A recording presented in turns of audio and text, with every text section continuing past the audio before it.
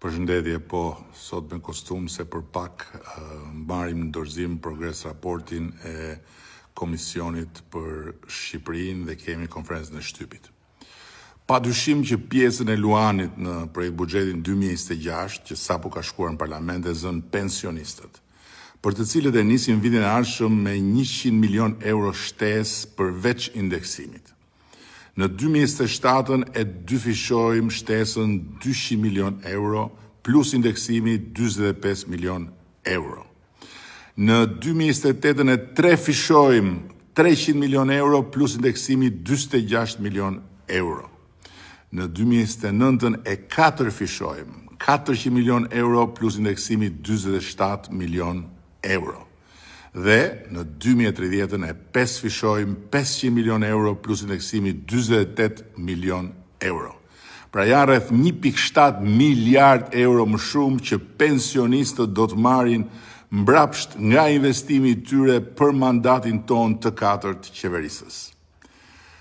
Por nga 1 janari 2026 do të rritet dhe paga minimale për 307.850 punonjës, të cilët do të marrin shumën e premtuar 500 euro, e cilë do të jetë para, po jo e vetmja rritje e këtij mandati, ku paga minimale do të arrijë 700 euro.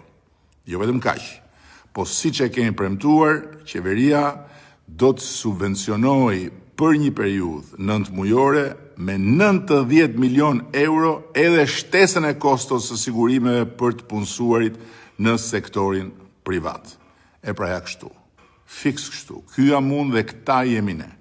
Them dhe themi atë që bëjmë dhe bëjmë atë që themi.